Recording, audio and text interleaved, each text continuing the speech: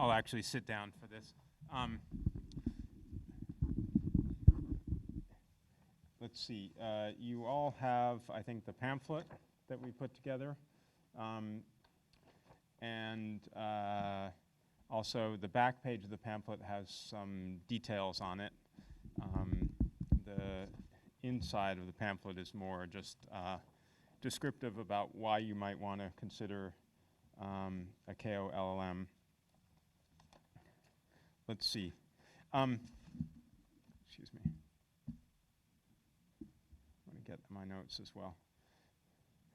You know, the primary purpose of this program is to train both lawyers, people who are already lawyers, and people who are legal staff of companies or have other legal functions, and who want to do cross-border work, who want to be active in international, you can call it cross-border, transnational, global, what have you, legal matters. As I think Professor Katayama said in the earlier session, we find that this traditionally within Japan was limited to people who were in the biggest law firms and who were specialists in cross-border matters, but that today that's not good enough. There are many, many more people in Japan and around the world who need to be comfortable doing cross-border transactions. You know, that's just part of a globalized economy. It's a core skill now. It's no longer something we can leave to a few specialists. So we hope that we will have Japanese students who meet that goal. We also hope we will attract international students from outside Japan who want to study or work in Japan and who have a reason to be here, and so find Tokyo an attractive place to study either Japanese law and or the other areas, business law, security law, comparative law that we have in our program. Finally, we expect that we'll have some students in the program who come straight from university or who are relatively recent university graduates and who want to obtain a master's degree as a prerequisite for certain types of employment. In particular, there are many Japanese who would like to work in international institutions related to the United Nations or a development bank, or want to work for Japanese government programs providing legal assistance, and where a master's degree is required. And certainly some of the curriculum is directed toward those students. The name of the program is Masters of Law in Global Legal Practice. Masters of Law is, again, LLM. I think this is known globally as an LLM program. The establishment date is April of next year. The number of students we're looking for is 30 students. I think you heard earlier that we have something like 45 or 50 classes planned. And if you think that each student needs 30 credits, most of the classes are 2-credit classes. That's about 15 classes. So if you have 30 students, they each take 15 classes. That's about 450 student classes in total. If you have 45 classes a year, that's about 10 students per class on average. There'll be some classes that are larger, there'll be some that are much smaller. But that tells you that we're actually looking at a very small class size to start, and we hope that we'll have the ability to provide somewhat tailored, individualized attention in what we do. We think it's important that rather than having a big program to start, that we have a good program to start, and that we get off to a good start, and if we can be successful, and if students have a good experience, and if we can attract good students, then we'll have a wonderful program going forward. I'm sure many of you know the reputation of Keio. I think it was again mentioned in the earlier sessions. Keio has had a legal program since the 19th century. John Wigmore, one of the most famous US legal scholars of the first half of the 20th century, actually started his teaching career when he came to Japan and taught at Keio and help set up the law faculty. Also, as you can see in the brochure, Keio has one of the most successful law schools. Again, the bar results just came out this year, and Keio had more students pass the bar than any other law school. And as I think the dean said, over the history of the JD program, something like 76% of the JD graduates of Keio have successfully passed the bar, not necessarily on the first time, but ultimately. The language of instruction is entirely in English. This is an English language program. When I first started thinking about teaching at Keio, I asked my predecessor, Professor Macklin, should I teach some classes in Japanese? Maybe it would be good for me to teach in Japanese. And his immediate response was, no, you're doing a disservice. If you teach a Japanese student about an international topic in Japanese, you're doing them a disservice because they will never use Japanese in a cross-border transaction or in any international in any international endeavor. There are just not enough people outside Japan who speak Japanese to make that practical. So the language of instruction is entirely in English. The period for completion, again, it's a 30-credit requirement. We think that should be achievable by most students, by most full-time students, within 1 year. We have some things that you can do. We'll have a fall semester and a spring semester. You can start in either semester. But we also will have some opportunity to earn additional credits between the semesters. In the summer, we're looking to have a number of one-week concentrated courses, especially in Chinese law or Korean law. Some of the courses where we want to bring a professor from another country and have them spend a week or two here and have a concentrated course where you can take the entire course in a very brief period of time. Also, we're looking to have internships. So someone might want to do an internship and do that in February and March, for example, between the fall and the spring term. So we hope that when you add those together and maybe add in a research paper, it should be quite easy to get to 30 credits within the year. As Vice Dean Yamamoto said, there's no requirement for a master's thesis. We will certainly accommodate and encourage people who want to do it to write a research paper, and they can do either a one-term or a two-term research paper, but there's no requirement as part of the program that you do that to obtain the degree.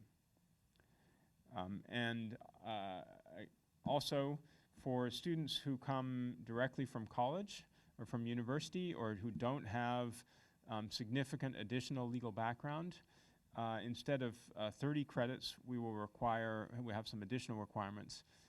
We're requiring 36 credits, and there's some additional requirements as to which courses you would take as well that you can see in the materials. Let's see. Let me spend a few minutes to talk about exchange and double degree programs. Traditionally, Keio has between 10 and 20 exchange students coming from the rest of the world to the law school every year. Most of them come in the fall because of the way that the schedules fit together. But we expect that will continue in the future. And so we hope that will mean that we have a significant base of foreign students in the classes, in the English language classes at Keio, even before you add the students that will come from abroad for the LLM program.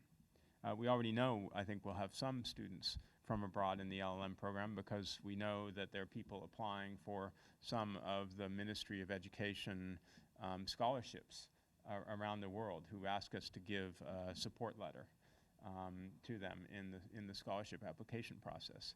And as Dean Katayama mentioned, we now have some funding from the ministry to do special exchange programs with Southeast Asia, especially Indochina. So we know we will have students from various parts of the world who will be studying here who will either be getting an LLM or will be in your class as an exchange student in the JD program. But it will be in the same classroom. Let's see. We have these agreements pursuant to which we receive students, and we are in the process of confirming, and we have confirmed with a number of our partner schools, a model where someone could come here, do one term in the LLM program here, and then could go study abroad for the second half of the LLM program at Melbourne or University of Washington or Cornell or Sciences Po in France, in an English language program in France, by the way, and could take up to 15 credits they would earn abroad, and if the credits match with our curriculum, can bring those credits back and use them to help complete the LLM program. Again, maybe in some cases they could do it at a much more reasonable cost than if they had just gone to that other institution. We think that given our goal, which is to create legal professionals who can function globally, and that there is almost no downside to sending our LM students abroad. We want to encourage it, and we're going to be delighted if we get students who will take part of their program outside of Japan, especially for the Japanese students in the program. For the foreign students in the program, we hope that you're here because you want to be at Keio and in Tokyo. But some of you may also want to decide to study abroad. It's certainly possible. The double degree programs, the first one that we have worked out and we're almost ready to sign up is with the University of Washington in Seattle. The University of Washington has a leading Asian law center in the United States, and it has a history of scholars coming from around Asia to study there and sending scholars to Asia. And Keio Law School has a long tradition of exchange with them. We are now doing annual symposia, seminars like the one next January. We have one of our professors is there this fall as a visiting scholar.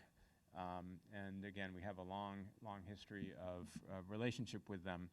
They have 7 different specialized LLM programs in areas like sustainable development, health law, intellectual property law, global business law, tax, and they have a general LLM program.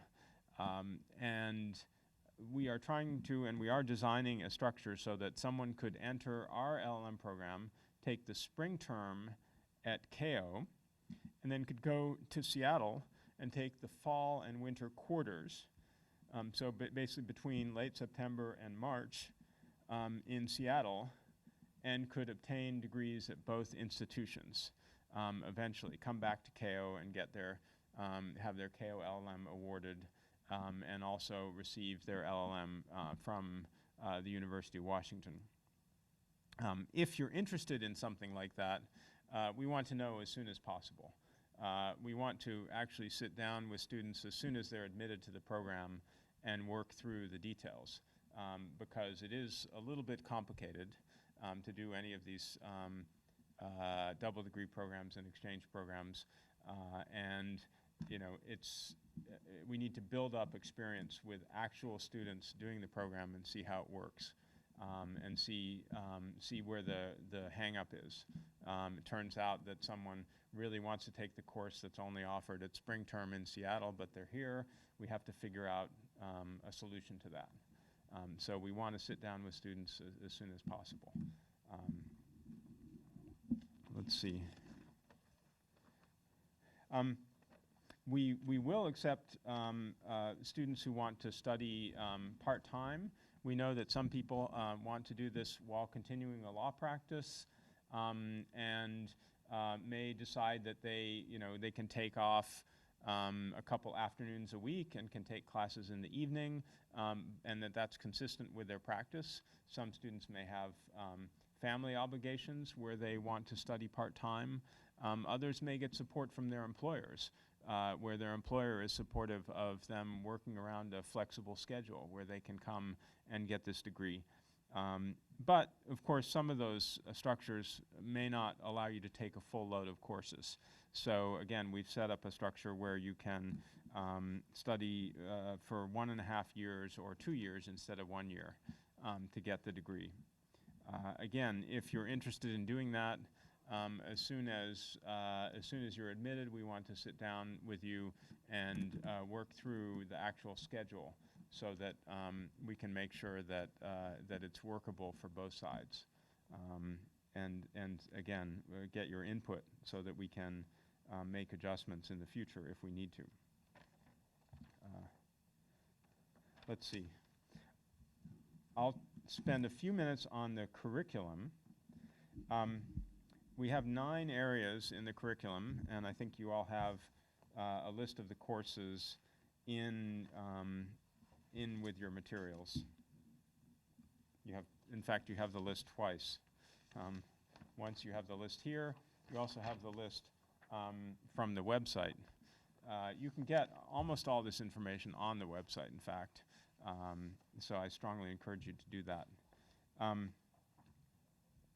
The first area is called Japanese Law and Asian Law in a Global Practical Perspective. Again, there are some Asian law courses in here. In addition to, again, if you look down in category 5, in area studies, we have a number of country-specific Asian law courses. Again, this will be of interest to people who want to be regional specialists or country specialists, people who want to do legal assistance, who want to study law and development. You know, that's the target. The Japanese law courses, as Professor Yamamoto said, will be Japanese law taught in English.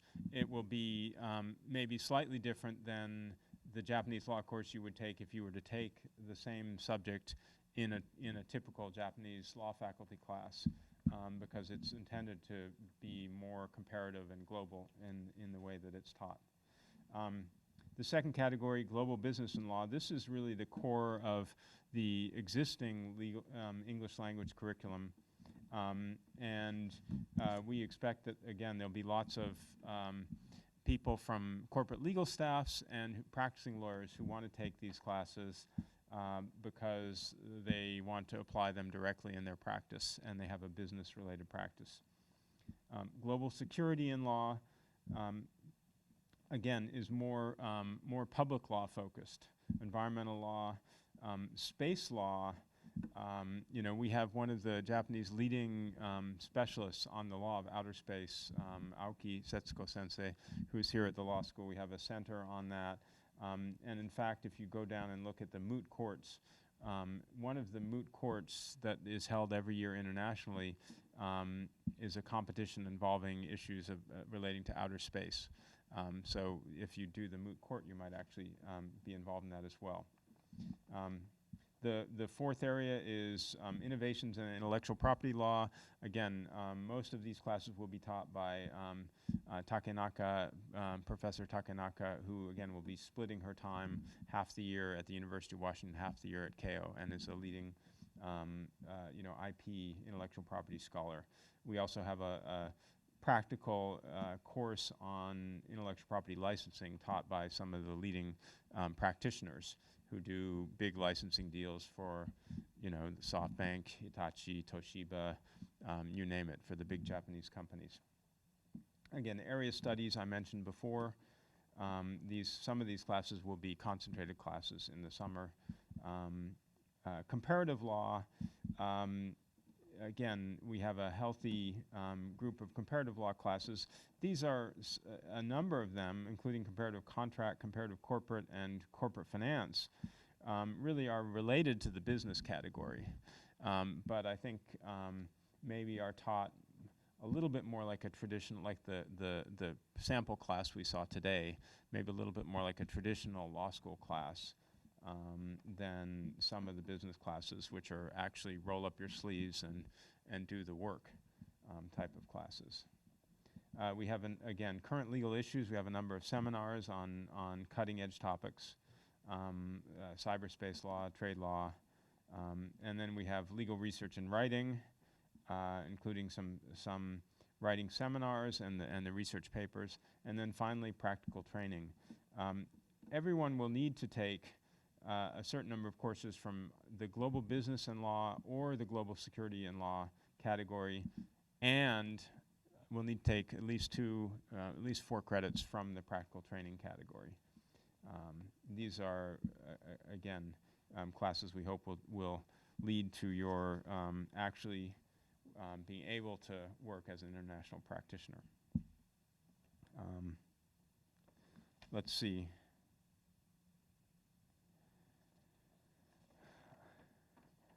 I'm not sure if there's anything else that I need to cover in this. Okay, let me talk a little bit about the faculty lineup. We have 12 full-time faculty who are, from April, will be related to the LLM program.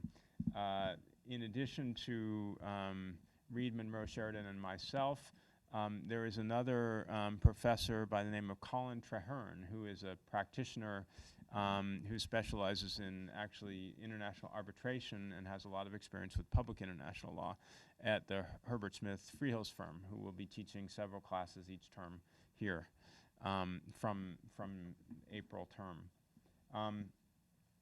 Also Takenaka Sensei, who will be splitting with the University of Washington.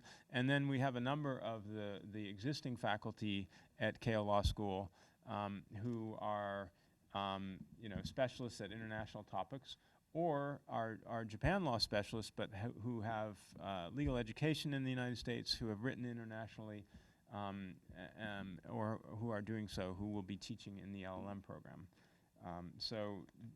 Plus we also have our existing faculty of practitioners who come in and teach as adjunct faculty. I did this for 3 or 4 years before I became a full-time faculty member, and we have really, I hope, top-flight practitioners from some of the leading firms in the world who are here in Tokyo and want to teach and want to pass on their knowledge and do so through teaching in the program. Relationship to the JD program, as was said earlier in the Japanese explanatory meeting, Japanese language meeting, the JD program, the pre-existing program at Keio Law School, is either a 2 or 3 year program that prepares you to sit for the Japanese bar exam. In fact, graduating from that program qualifies you to sit for the Japanese bar exam. And then after taking the bar exam, you can go to the Supreme Court Legal Training Institute, and then upon getting your diploma from the Training Institute, you're qualified to either be a lawyer, a prosecutor, or in the judiciary, a judge in Japan. Our program is a different program. It does not qualify you to sit for the Japanese bar. It also doesn't qualify you to sit for a U.S. bar either. If you did the double degree and you check all the right boxes, then you may be able to sit for a U.S. bar. But that's a very complicated topic, and it's one that's best not addressed. It's best addressed on an individual basis. Because again, it's not easy to tell you at a meeting like this whether you would be able to sit for a U.S. bar or not. And it's certainly not the reason to come to this program. If you want to sit for a U.S. bar, then you should probably be going to a U.S. law school and be talking to them about what the requirements are. But I mean, we are in the same building as the JD program, and we do have JD students who sit in the existing English language classes, and we expect that they will still be in the classes once we start the LLM program. So there is, I think, some real benefit to being here in the law school. There's both the benefit of having all of the faculty of the JD program who are here and who will be teaching in both programs, many of them, and having the courses cross-registered so that if you were to take a comparative corporate law class from Reed and myself next year, you might find that in the class are people who are here for the LLM program from a Japanese corporate legal department, who are young lawyers, who are young Japanese lawyers who are trying to expand their ability to do international projects. You might find that there are young lawyers or recent law graduates from overseas who want to, again, practice in Japan, build up a base here, build up a network here, and are here studying. You might also find that there are just, again, the JD students who want to take comparative corporate law, and that there would be several of them in the class. There would also potentially be the exchange students who are coming every year, who are from top law schools around the world, and who we hope will still be here next year. And then finally, there are a few classes that currently are open to existing practitioners who want to come back and get some continuing legal education or recurrent education. And sometimes those people can add a lot in a class because they also have significant experience. So I've talked way too much, and I should wrap it up. Thank you.